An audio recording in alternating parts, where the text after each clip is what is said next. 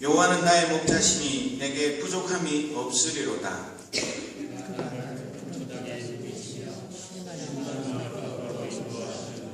내 영혼을 소생시키시고 자기 이름을 위하여 의의 길로 인도하시는도다.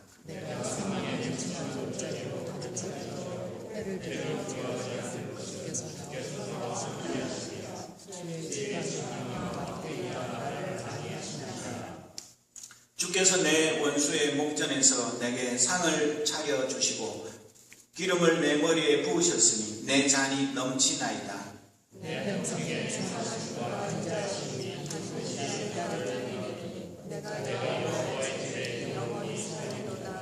아멘.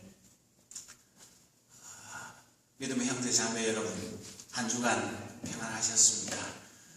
환절기라서 감기 걸린 친구들도 있고 특별히 건강에 조심하셔야 합니다. 우리 애기들도 자칫하면 감기 걸리기 쉽기 때문에 건강을 잘 살펴야 할 것입니다. 저는 지난 며칠 동안에 온통 마음이 뒤숭숭해서 설교에 집중이 잘 안 돼서 아주 애를 먹었습니다. 평소에도 조국의 현실에 대해서 깊은 관심을 가지고 기도하고 있지만 여러분들이 잘 아시는 최동욱 검찰총장의 사퇴 파동을 보면서 한국 민주주의의 심각한 위기 상황을 보면서 마음이 도무지 안정이 안 되고 무너져 내렸습니다. 그것은 한 개인의 사생활과 공인의 도덕성에 대한 문제라기보다는 다시는 생각하기도 끔찍한 공안 통치가 유신망령이 되살아나는 섬찟함에 마음이 가라앉지 않아서 지금도 가슴이 방망이질합니다. 한가위 명절을 앞두고 조국에서는 연휴를 맞아서 귀서민파가 꼬리에 꼬리를 물 것입니다.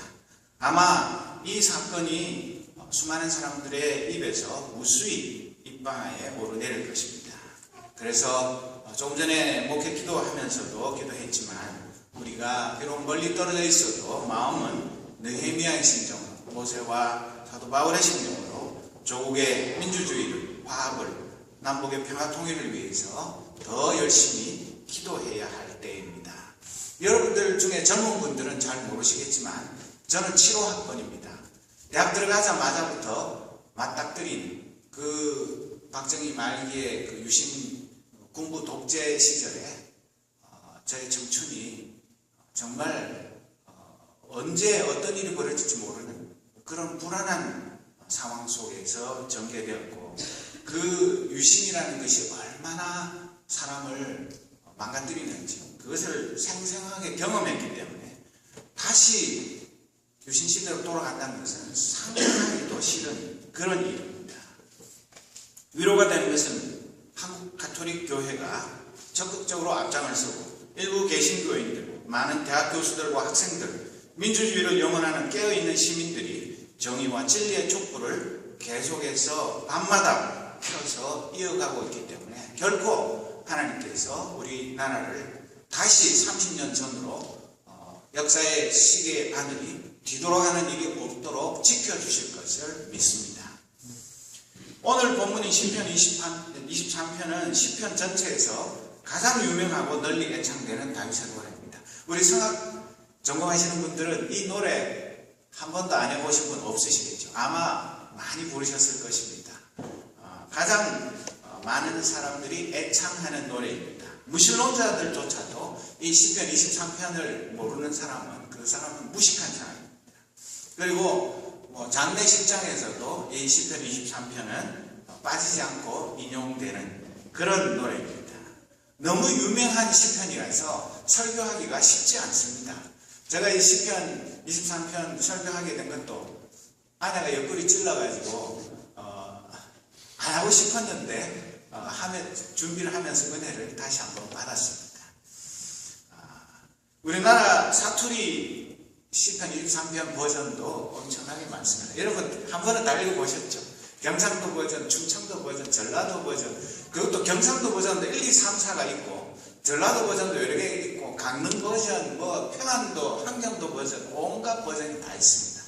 그런데요, 그거 읽을 때마다 진짜 은혜가 됩니다. 이렇게 우리나라 말이 다양하고 이 23편을 이렇게 다양하게 하나님의 은혜를 표현할 수 있다는 게 너무나 감사합니다. 딱 표준말 하나만 있으면 얼마나 멋없고 재미가 없겠습니까? 그런데 여러분은 이 시편 23편을 얼마나 좋아하십니까? 얼마나 자주 묵상하십니까? 그런데 이 시를 강의하기 전에 먼저 꼭 우리가 스스로에게 물어보아야 할 질문이 하나 있습니다. 아무리 내가 이 시를 좋아할지라도 내가 하나님의 양이 아니면 이 시와 나는 아무 상관이 없습니다. 그래서 나는 진정 하나님의 양인가? 그래서 내가 하나님의 양입니다. 그런 고백이 있어야지만 이 시편 23편을 진짜 감상하고 그 은혜를 누릴 자격이 있는 것입니다. 그래서 이 양이 아닌 사람들은 구경꾼에 불과한 것입니다. 그래서 이 다윗의 절창인 이 시편은 아무리 또 우려내고 또 우려내고 파내어도 끝이 보이지 않는 은혜의 광맥이요 은혜의 보고입니다. 오늘은 우리가 삽과 괭이를 들고 이 시편 23편의 은혜의 광맥을 캐내어서 어떤 은혜를 우리 것으로 삼을 것인지 다 같이 한번 여행을 떠나보도록 하겠습니다. 다윗은 이 시편 23편에 맨 먼저 여호와는 나의 목자라고 고백을 하고 있습니다. 여호와가 누구이십니까? 여호와는 하나님이십니다. 우주 만물을 창조하신 분이십니다. 아브라함을 불러 이스라엘 백성들을 선민으로 삼으신 분입니다. 곧 아브라함과 이삭과 야곱의 하나님이십니다. 또 예수를 구주로 믿고 따르는 모든 크리스천들, 저와 여러분 모두가 이 하나님을 아버지라고 고백하며 따르는 그런 분이십니다. 다윗은 이분을 나의 목자라고 고백을 하고 있습니다. 그 말은 무슨 뜻입니까? 나는 그분의 무엇이란 말입니까? 그분의 양이란 말입니다. 하나님이 나의 목자라면 당연히 나는 그분의 양이 되는 것입니다. 아삽의 시인 시편 79편 13절과 80편 1절을 한 절씩 읽어보도록 하겠는데요. 우리는 주의 백성이요 주의 목장의 양이니 우리는 주께 감사하며 주의 영예를 대대에 전하리이다. 여러분들 읽으십시오.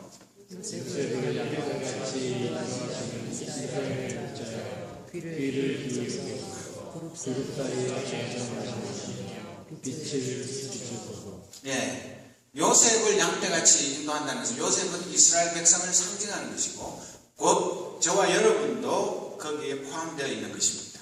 그래서 이 목자와 양의 관계는 일반적인 돌봄과 의존의 관계입니다.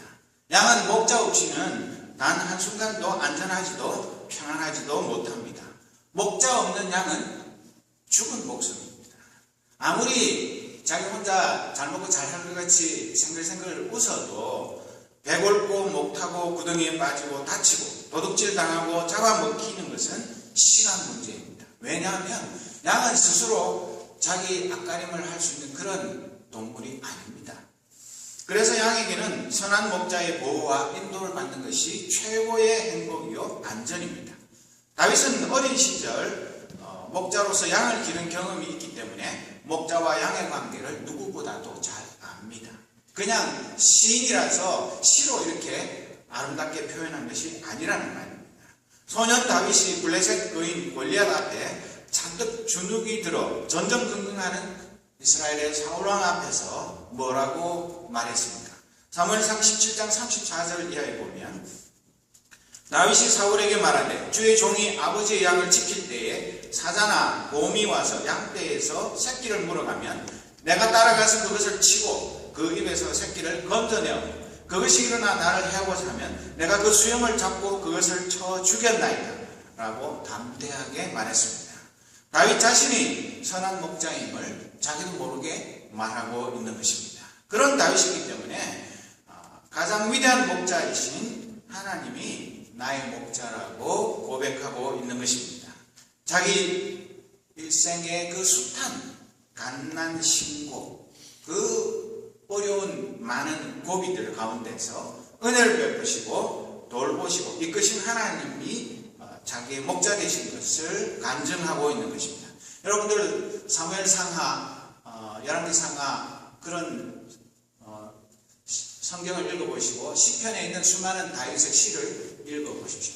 다윗이 얼마나 많은 억울한 일들 당하고 고통을 당하고 그 한 17살부터 30살이 되기까지 인생의 그 황금기, 그 아름다운 청춘을 도망자로서 지명수배 당해가지고 하루도 두 다리 뻗고 편하게 자지 못하고 한 군데에서 오래 잠을 자지 못하고 잠자리도 몇 번이나 옮기면서 그런 기가 막힌 고비를 넘으면서 살았던 사람입니다. 그런 이 다윗이 하나님 아버지를 자기의 목자라고 고백하고 있는 것입니다. 그가 이스라엘의 위대한 왕으로 성군으로 칭송받고 있고 지금도 이스라엘 국기에 보면 다윗의 별이 그려져 있지만 하나님 앞에서는 그저 자기는 연약하기 짝이 없는 한 마리의 양에 불과하다고 겸손하게 고백하고 있는 것입니다. 다윗은 어떤 사람입니까? 다윗의 위대함은 그의 확고부동한 믿음, 타고난 지혜, 빼어난 외모, 탁월한 신체 조건과 전투력, 작시와 작곡, 노래와 연주의 정상급 음악성, 풍부한 외교술과 사교성, 제갈공명을 뛰어넘는 군사 지략, 통일 이스라엘 왕 건설의 정치적인 업적에 있는 것이 아닙니다. 아무도 그 다윗을 따라갈 만한 사람이 잘 없습니다. 뭐 외모부터 시작해서 지혜부터 담력, 그 외에 또 음악성 뭐 어떤 것을 보더라도 하나님께서 이 다윗에게 모든 좋은 것들을 많이 주셨습니다. 그러나 그것 때문에 다윗이 위대한 것은 결코 아닙니다. 그런 모든 것을 다 합쳐놓았다고 해서 그것이 자동으로 다윗을 위대한 하나님의 일꾼으로 만드는 것은 아닙니다. 바로 여호와는 나의 목자라는 이 단순한 신앙 고백, 이것이 다윗을 위대하게 만드는 원천인 것입니다.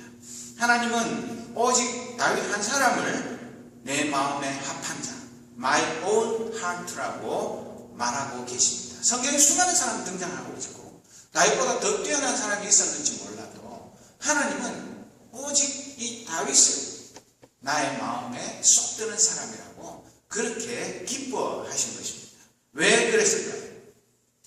바로 여호와는 나의 목자라는 이 너무나 단순한 신앙 고백, 이것이 입에 발린 공치사가 아니라 자기 평생의 신앙 고백이 되었기 때문에 하나님께서는 그 다윗을 선한 목자가 되셔서 기뻐하시고 그를 끝까지 보호하시고 인도하신 것을 성경은 증언하고 있는 것입니다. 저도 여러분도 다윗과 같은 진실한 신앙 고백이 있기만 하면 하나님께서 여호와께서 다윗의 선한 목자이셨듯이 우리의 선한 목자가 되어 주십니다. 스승은, 멘토는, 친구는 여러 명일 수 있어도 내 인생의 목자는 오직 한 분 여호와뿐이십니다. 우리 함께 크게 신앙 고백을 담아서 한번 외쳐보겠습니다. 여호와는 나의 목자이십니다. 여호와는 나의 목자이십니다. 정말 그렇습니까? 네. 정말 여호와는 나의 목자이십니다. 내가 인정을 하든 안 하든, 내가 알든 모르든 간에 여호와는 나의 목자이십니다. 여호와가 나의 목자이시면 내 모든 필요를 아시는 그분께서 적절한 때에 나에게 필요한 것들을 베푸시고 돌보시고 이끌어 주십니다. 내가 걱정하고 신경 쓸 일이 전혀 없습니다. 그래서 사도 이 다윗은 내게 부족함이 없으리로다, 내게 아쉬움 없어라, 내게 그 무엇이 부족하리요, 이렇게 말하고 있는 것입니다. 왜? 하나님께서 자기의 목자이기 때문에 내가 양이기만 하고 그 목자에게 붙어 있기만 하면 하나님께서 모든 것을 책임지시기 때문에 그렇습니다. 부족함이 없다는 것은 그저 근근히 목숨만 부지하는 그런 상태를 말하는 것이 아니라 모든 것이 차고 넘치는 그런 온전한 상태를 말하는 것인데, 이런 상태를 성경은 샬롬이라고 부르는 것입니다. 이스라엘 사람들이 인사할 때 언제나 만나면 샬롬, 헤어질 때도 샬롬. 이 샬롬이란 말은 그냥 안녕하세요, 뭐 굿모닝 이런 정도의 얘기가 아니라 하나님께서 우리 인생의 모든 필요한 것을 아시고 가장 적절한 것으로 채우시고 돌보시고 인도하십니다. 그런 신앙 고백이 담겨 있는 인사입니다. 그래서 저는 이메일을 쓸 때 이 말을 다시 한번 기억하면서 늘 마지막에는 샬롬이라는 인사를 합니다. 이것은 목자 되시는 하나님이 자기 양에게 주시는 최고의 선물이고 행복인 것입니다. 양이 자기 먹고 마시는 것, 또 자기의 시큐리티 이런 것 때문에 무슨 보험 들고 또 경찰에 연락하고 보디가드 데리고 그렇게 살아갑니까? 그렇지 않습니다. 이 양은 그저 모든 것을 목자에게 다 맡기고 자기는 목자가 시키는 대로만 하면 아무 문제가 없는 그런 것이 바로 이 양과 목자의 관계인 것입니다. 그런데도 저와 여러분은 여호와는 나의 목자라고 고백을 하면서도 쓸데없는 근심 걱정 얼마나 많이 합니까? 아이고 내가 이번에 시험에 떨어지면 어떡하나, 뭐 또 직장에서 쫓겨나면 어떡하나, 뭐 어떤 일을 진행을 하는데 이게 실패하면 어떡하나, 이런저런 걱정 때문에 머리가 새고 머리가 빠집니다. 그러나 우리도 담대하게 그 모든 것을 목자이신 여호와 앞에 내려놓아야 합니다. 그래서 310장 하나님의 은혜로 후렴에 보면 내가 믿고 또 의지함은 내 모든 형편 아시는 주님 늘 보호해 주실 것을 나는 확실히 아네. 이렇게 날마다 순간마다 내가 괴로울 때 근심 걱정이 나를 뒤흔들 때마다 이 찬송을 부르면서 나는 하나님이 나를 사랑하는 양이고 여호와께서 나의 목자라는 것을 다시 한번 확인하면서 그 모든 근심 걱정을 이겨낼 수가 있는 것입니다. 이 여호와가 나의 목자가 되시면 어떤 혜택이 있는지, 어떻게 여호와께서 목자로서 양을 돌보시는지가 2절 이하에 기록이 되어 있는데, 이 good shepherd, 이것이 처음에 나오는 것이 그가 나를 푸른 풀밭에 누이시고 쉴만한 물가로 인도하신다, 그렇게 말합니다. 양떼가 필요한 것 푸른 풀밭입니다. 먹을 것이 풍족하니까 뭐 다른 옆에 있는 친구 눈치 볼 필요가 전혀 없고, 먹을 물, 맑고 깨끗한 물이 풍성하면 그야말로 등 따시고 배부릅니다. 민생고가 해결되는 그런 것입니다. 그래서 이 육체적으로 필요한 모든 것을 목자는 양에게 제공하는 것입니다. 이것은 육체적인 샬롬이라고 부를 수 있는 것입니다. 여러분, 더 좋은 직장 가지기 위해서 얼마나 열심히 공부하고 잠 못 자고 고생하셨습니까? 그래서 남들이 부러워하는 직장도 가지고 또 아름다운 가정도 꾸리고 그렇게 하면서 내가 또 그 직장에서 내가 공부하는 가운데서 더 뛰어나기 위해서 얼마나 지금도 열심히 노력하고 계십니다. 그러나 하나님께서 우리 양떼인 저와 여러분에게 육체적인 이 샬롬을 주시지 않으면, 내가 아무리 열심히 운동하고 맛있는 거 먹고 뭐 웰빙을 위해서 용을 쓴다고 해서 그것으로 내 삶의 안전이 보장되는 것은 결코 아닙니다. 그것도 해야 하지만 하나님께서 우리를 돌보아 주셔야, 육체적인 샬롬을 책임지셔야만 우리가 행복을 누리며 살아갈 수 있는 것입니다. 3절에 보면 내 영혼을 소생시키시고 자기 이름을 위하여 의의 길로 인도하시는도다, 그렇게 다윗은 노래하고 있습니다. 영혼의 고달픔을 위로하시고 새 힘을 주시는 목자를 노래하는 것입니다. 영혼의 샬롬을 주십니다. 이 세상 사람들은 뭐 명상센터 찾아가고 또 여러 가지 고민이 있으면 심리 상담하고 뭐 여행 가고 골프를 치거나 스트레스 해소를 위해서 온갖 수단과 방법을 동원하지만 그것을 하지 말라는 것이 아니다. 그러나 보다 더 본질적으로 우리가 이 세상 살아가면서 내 영혼을 리프레시 하는, 내가 괴롭고 힘들고 내가 어떻게 해결할 수 없는 그런 모든 문제들로부터 건져주시고 나에게 참된 위로를 주시는 분은 여호와 하나님이신 것을 우리는 고백하게 되는 것입니다. 그리고 여기에 자기 이름을 위하여 의의 길로 인도하신다. 이 말씀을 우리가 깊이 생각해 보아야 하는데 왜 하나님께서 의의 길로 인도하시냐면 목자인 자기의 명예가 달려있는 것입니다. 여러분, 내가 유명한 소문난 그런 목자인데 내가 기르는 양떼가 병들고 못 먹어서 비틀거리고 영양실조에 시달리고 털도 듬성듬성 빠져가지고 한눈에 보기에 형편없는 그런 양이라면 누가 그 목자를 보면서 야, 정말 훌륭한 목자다 그렇게 인정할 사람 누가 있겠습니까? 목자는 무엇으로 자기의 명예를 얻는 것입니까? 그 양떼가 튼튼하고 아주 건강하고 행복한 그런 삶을 살 때에 사람들은 그 양떼만 보아도 그 목자가 얼마나 양떼를 사랑하고 잘 기르는지를 능히 짐작할 수 있는 것 아닙니까? 그와 마찬가지로 하나님께서는 자기 명예를 위해서, 자기 영예를 위해서 그 양떼들을 의의 길로 인도하신다고 했는데 여기에 말하는 길이라는 것은 이 굴러간다는 히브리어에서 온 단어인데 둥근 형태의 바퀴와 관련이 있습니다. 여기 말하는 의의 길은 평범한 도로거나 아니면 비포장 전혀 사람이 다녀보지 않은 그런 길이 아니라 바퀴가 달린 마차와 같이 특별한 교통수단이 지나다니는 전용 도로를 말하는 것입니다. 요즘 말로 하자면 고속도로, 잘 닦여져 있는 고속도로와 같은 곳입니다. 그런데 이 의의 길은 자기 멋대로 다니는 길이 아니고 하나님께서 직접 정해주시고 누구에게나 잘 알려진 공적인 대로, 성경적인 표현으로 하자면 시온의 대로를 말하는 것입니다.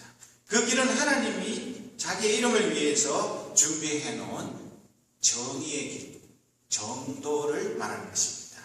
그래서 이 길은 거룩한 길입니다.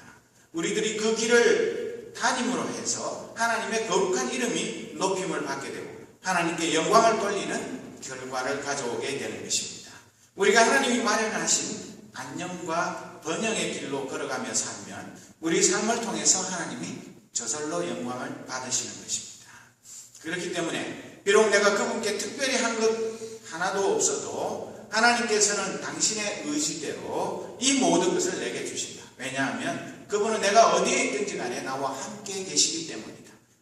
그러므로 우리에게 좋은 것을 주시는 하나님 앞에서 내가 이런 것도 했네 저런 것도 했네 자랑할 이유가 전혀 없는 것입니다. 내가 가진 것, 내가 한 모든 업적들은 하나님께서 주신 은혜의 선물인 것을 우리는 분명히 기억해야 합니다.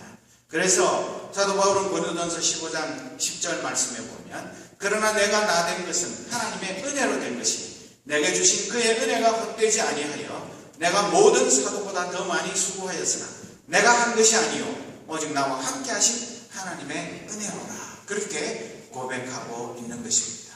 이것이 사도 바울의 고백일 뿐만 아니라 모든 하나님의 양떼된 저와 여러분의 고백이 되어야 할 것입니다. 이어서 다윗은 4절에 보면 내가 사망의 음침한 골짜기로 다닐지라도 해를 두려워하지 않을 것은 주께서 나와 함께 하십니다. 주의 지팡이와 막대기가 나를 안위하시나이다. 이 목자 되신 하나님께서 양인 자기를 어떻게 인도하셨는지를 고백하고 있는 것입니다. 여러분, 아무리 목자가 위대해도 그 목자가 양떼를 안전하게 지키고 인도한다 해도 때로는 사망의 음침한 골짜기를 통과하게 됩니다. 왜 그렇습니까? 우리가 살아가는 이 세상이 에덴 동산이 아니기 때문에 그렇습니다. 우리가 아무리 조심하고 노력해도 때로는 병에도 걸립니다. 때로는 뜻밖의 사고를 만나기도 합니다. 여러분, 얼마 전에 힐링 캠프에 나온 이 지선 씨 같이 학교에서 열심히 공부하고 오빠 차 타고 가다가 신호등에 걸려서 기다리고 있는데 술 취한 SUV 운전자가 와서 무려 7종 추돌인가 사고를 내서 차에 불이 나서 죽다가 살아났지만 그의 고백은 무엇입니까? 나보고 누가 물어본다면 사고 이전으로 돌아가고 싶지 않습니다. 내 지금 40번 넘게 수술을 해서 얼굴이 아직도 엉망진창이고 손가락도 온전치 못하고 온몸이 망가져 있을지라도 하나님의 은혜가 크기 때문에 선한 목자 대신 여호와 하나님이 나의 목자이시기 때문에 나는 내 은혜가 족하고 사고 이전에 그 아름답던 처녀의 모습보다 망가진 이 모습이 더 하나님의 눈에는 아름답게 보이시기 때문에 나는 사고 이전으로 돌아가고 싶지 않다고 감히 말할 수 있는 것입니다. 여러분, 정말 우리도 그렇습니다. 이 사망의 음침함이라는 뜻은 히브리어를 직역을 하면 죽음의 그늘이라는 뜻입니다. 우리가 아무리 피하고 싶어도 피할 수 없는 인생에 여러 가지 무거운 짐들이 있습니다. 내가 죄를 지어서가 아니라 살다가 보면 나도 모르게 왜 내게 이런 일이 생겼는지 도저히 이해할 수 없는 그런 일들도 있습니다. 불치의 병에 걸리기도 하고 또 내가 원하지 않았던 그런 실패로 인해서 완전히 파산을 당하기도 하고 그런 여러 가지 많은 일들을 당하는데 정말 나는 이제 죽었구나 그런 절망 속에 빠질 때도 있지만 우리는 희망을 가질 수가 있는 것입니다. 왜냐하면 그런 죽음의 그늘 속에서도 우리 혼자가 아니기 때문에 우리 옆에는 우리 앞에는 선한 목자 되신 여호와께서 그 와중에도 함께 하시기 때문에 해를 두려워하지 않는 것입니다. 그렇기 때문에 이 하나님께서 큰 지팡이와 작은 막대기는 사자나 곰, 짐승들을 쫓는 것이고 긴 막대기는 수렁에 빠진 그 양을 건져 올리는 그리고 이 지팡이를 의지해서 잠도 자고 또 양들을 이끌어가는 그런 이 두 가지 지팡이와 막대기 하나님의 손이 짧아서 능력이 부족해서 우리를 그 죽음의 그늘에서 건지시지 못할 분이 아니시지 않습니까? 그렇기 때문에 우리는 어떤 어려움 속에서도 두려워할 필요가 없는 것입니다. 그리고 여기에 말하는 아니한다는 말은 그냥 과거 완료형이 아니라 이 히브리어는 미완료형 동사입니다. 그 말은 무슨 뜻이냐 하면 끊임없이 우리에게 안위를 베풀어 주신 comforting 계속해서 하는 그런 것들을 말하고 있는 것입니다. 그렇기 때문에 여러분들 우리가 이 사망의 음침한 골짜기 눈물 골짜기를 지나갈 때에 하나님께서 내게 이 골짜기를 통과하고 난 후에는 더 엄청난 은혜를 주실 것을 기대하면서 그 소망 가운데 그 사망의 음침한 골짜기를 담대하게 통과할 수 있게 되는 것입니다. 그것으로 그치는 것이 아니라 5절에 보면 선한 목자이신 여호와 하나님은 내 원수의 눈앞에서 성대한 잔치를 베풀어 주신다고 노래하고 있습니다. 귀빈으로 극진한 판례를 베풀어 주신다고 합니다. 원수들은 우리를 공격해서 우리를 넘어뜨리고 우리가 비참한 실패 가운데서 절망 가운데 좌절하기를 바라지만 결코 우리를 그냥 버려두시는 것이 아니라 그 원수들 앞에서 하나님께서 나에게 어떤 일을 하십니까? 이것을 다른 번역으로 보면 굿뉴스 바이블에는 주께서 제 원수들이 보는 앞에서 저를 위하여 잔치를 베푸시고 저를 귀중한 손님으로 환영하여 주시고 제 잔이 철철 넘게 부어주셨습니다. 그렇게 번역을 했습니다. 이게 더 원어에 가까운 번역입니다.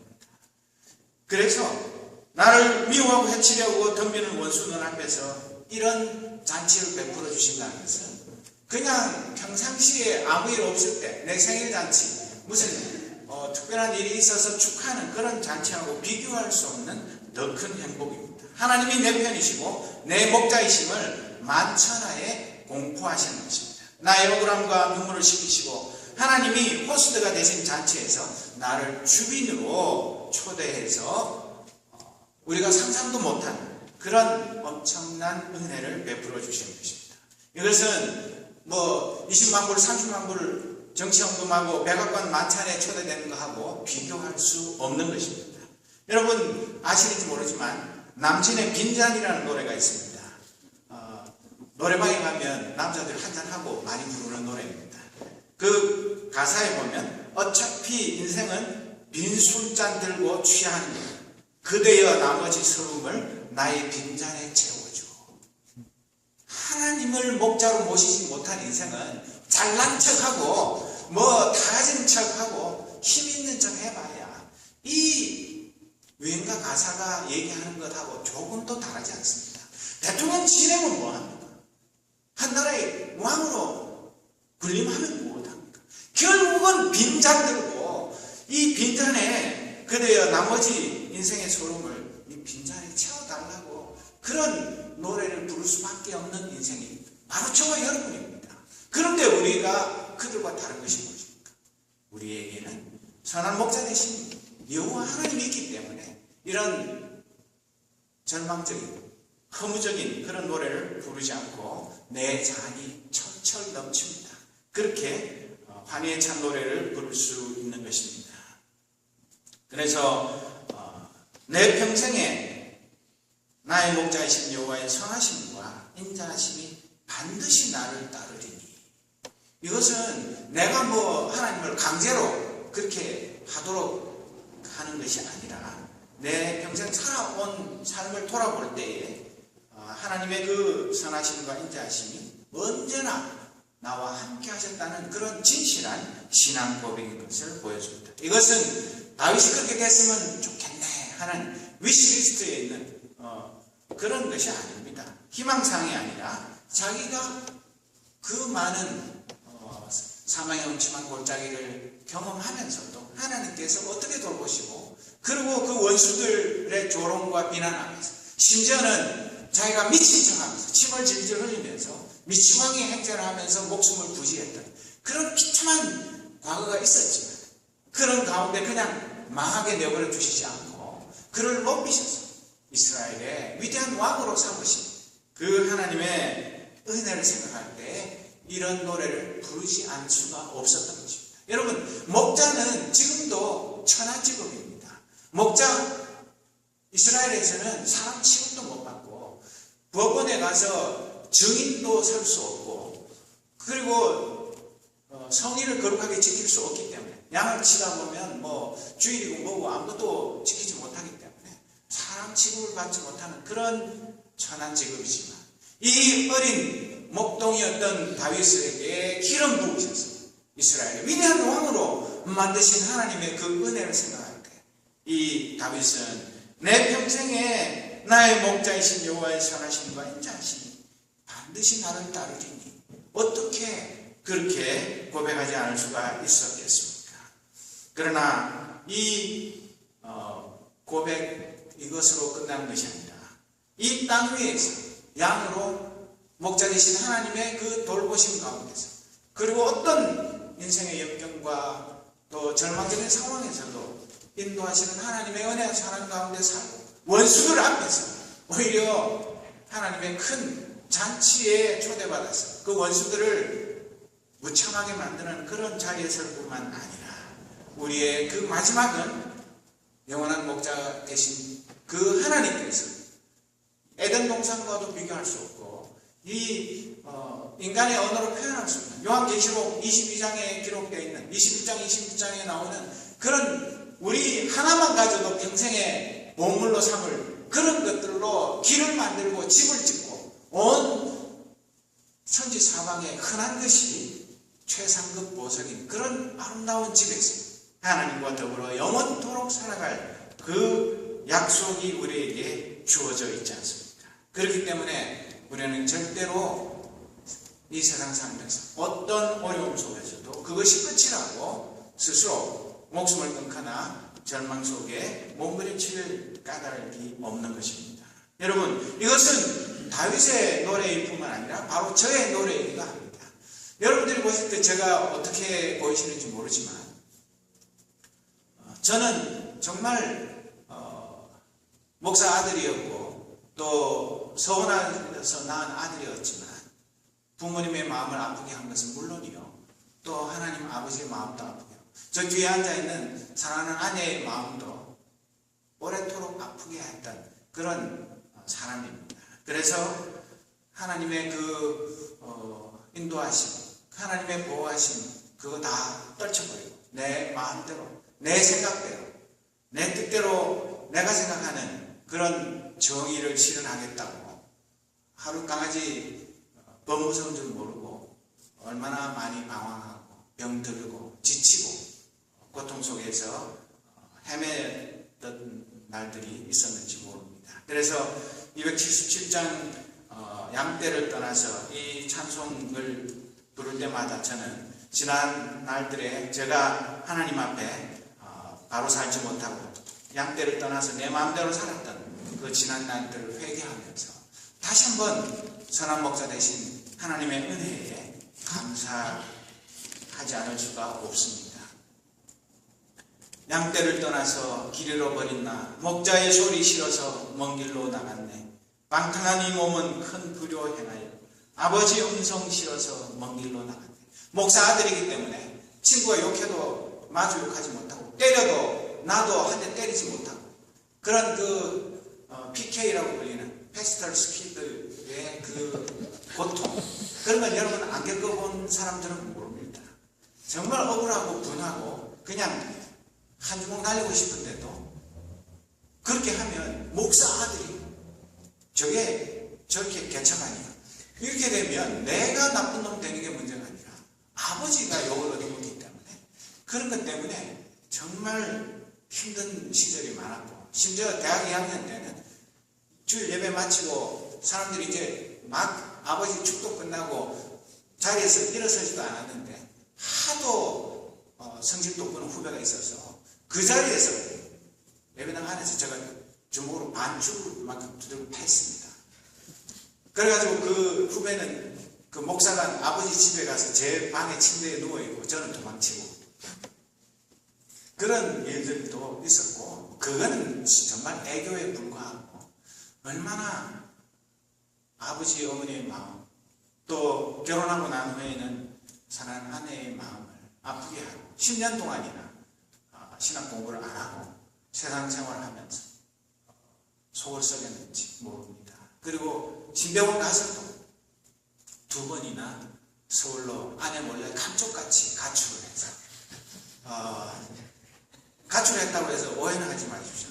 서울에 가서 기독교 신문사 편집국장 하면서 편하게 목사하고 편하게 살아가면서 내 전공 살려가면서 큰 소리 쳐가면서 그렇게 살고 싶어서 2번이나 도망쳤었다가 귀신같이 알고 찾아온 아내한테 잡혀서 결국은 안 되는구나 하고 포기하고 오늘에 이르는 것을 여러분 정말 소설을 써도 책을 써도 몇 권 써도 모자라는 그런 고비들이 있었지만 이 277장 2절에 있는 말씀처럼 양 잃은 목자는 그 양을 찾으러 산 넘고 강을 건너며 상악을 지났네. 갈 길을 모르고 나 지쳐 있을 때 그 목자 마침 나타나 날 구원하셨네. 이것이 저의 고백입니다. 그랬기 때문에 그 사실을 깨닫고 인정하고 난 후에는 다시는 한눈 팔거나 뒤돌아보지 않고 하나님 이만큼 했는데도 살려주시고 또 선한 길로 인도하시니 이제는 내 인생 내 것 아닙니다. 하나님의 것입니다. 하나님 뜻대로 사용하십시오. 그렇게 고백하면서 오늘까지 걸어온 것을 여러분들에게 솔직하게 고백하는 것입니다. 나의 주님, 주의 지팡이와 막대기로 나를 지키시고 건져주시지 않았다면 몇 번이나 죽었을지도 모릅니다. 군대 생활할 때만 그런 것이 아니라 사회생활하면서도 정말 위험한 기회들이 몇 번이나 있었는데 하나님께서 지팡이와 막대기로 내 생명을 내 그 위험한 상황에서 나의 모든 것들을 지키시고 회복시켜 주셨습니다. 탕자의 비유에 나오는 큰 형은 결코 알 수 없는 아버지의 용서하심, 사랑으로 받아주시는 은혜를 경험했기 때문에 오늘도 소망을 가지고 시편 23편을 부르면서 주님과 함께 나아가는 것입니다. 베드로전서 2장 25절에 있는 말씀처럼 너희가 전에는 양과 같이 길을 잃었더니 이제는 너희 영혼의 목자와 감독 되신 이에게 돌아왔느니라. 제가 바로 그 사람입니다. 이제는 절대 한눈 팔지 않습니다. 이제는 오직 한 가지 소원을 가지고 살아갑니다. 히브리서 13장 20절 이하에 있는 말씀, 양들의 큰 목자이신 우리 주 예수를 영원한 언약의 피로 죽은 자 가운데서 이끌어내신 평강의 하나님이 모든 선한 일에 너희를 온전하게 하사 자기 뜻을 행하게 하시고 그 앞에 즐거운 것을 예수 그리스도로 말미암아 우리 가운데서 이루시기를 원하노라. 영광이 그에게 세세 무토록 있을지어다. 아멘. 이 히브리서에 나오는 말씀처럼 이제는 다른 이 세상에 소망이 없습니다. 다른 것 더 가지고 싶은 것도 없고 누리고 싶은 것도 없고 그저 모든 선한 일에 하나님의 백성들, 하나님의 양떼를 온전하게 하사 하나님의 뜻을 행하게 하시고 하나님 앞에서 즐거운 것을 예수 그리스도로 말미암아 우리 가운데서 이루시는 그 일을 위해서 쓰임받기만을 소원하며 살아가는 것입니다. 사랑하는 새생명 믿음의 식구들, 사랑하는 믿음의 형제자매 여러분, 정말 이 시편 23편은 듣기 좋고 부르기 좋은 그런 애창곡에 불과한 것이 아니라 우리의 신앙 고백이 담겨있고 또 우리가 평생 부를 노래, 하나님 앞에 영광의 그 선한 목자 앞에 서는 날 과연 내가 이 시편 23편에 있는 노래처럼 이렇게 살다가 내 아버지의 집에 왔습니다 고백하면서 그 선한 목자의 품에 안겨서 영원토록 그분과 더불어 살아가요. 그날을 소망하면서 하루하루를 이 땅 위에 하나님의 뜻을 이루는 그런 일을 위해서 나 자신을 온전히 드리는 그런 좋은 양으로 살아가는 하나님의 백성 저와 여러분이 되시기를 주님의 이름으로 축복합니다. 기도하겠습니다. 하나님 아버지, 말로 다 할 수 없이 목자 되신 주님의 마음을 아프게 하고 주님의 그 음성 듣기 싫어서 딴 길로 나갔던 죄인을 찾아오시고 어루만지시며 건져주시고 내 모든 더러운 죄악 예수 그리스도의 보혈로 씻기시고 깨끗하게 하시고 하나님의 일꾼 삼으신 그 은혜와 사랑을 감사합니다. 선한 목자 되신 주님 아니었으면 이 세상에서 실패하고 좌절과 절망 속에서 비참하게 죽어 마땅한 죄인을 이처럼 살아가시고 원수들의 목전에서 큰 잔치 베푸시고 내 인생의 잔이 흘러넘치도록 철철 부어주신 그 은혜를 무엇으로 갚으며 살겠습니까? 주님, 진정 주님의 그 인도하심 따라서 이제는 영원한 하나님의 집에 들어가는 그 순간까지 좋은 양으로 오직 주의 말씀을 따라 시온의 대로를 걸어가기를 소원하오니 주님 붙드시고 인도하시고 사용하여 주옵소서. 오늘 함께 예배드리는 사랑하는 주의 백성들의 은혜를 베푸시며 이 시편 23편이 우리 모두의 신앙 고백이 되게 하여 주옵소서. 지금도 사망의 음침한 골짜기를 통과하면서 눈물로 주님의 도우심을 호소하는 사랑하는 주의 백성들 위로하시고 힘과 용기를 더하여 주옵소서. 소망을 주옵소서. 그리하여서 이 눈물 골짜기를 통과한 후에 베푸시는 하나님의 그 잔치의 기쁨에 참여하는 거룩한 주의 백성들 되게 하여 주옵소서. 예수 그리스도의 이름으로 기도드립니다.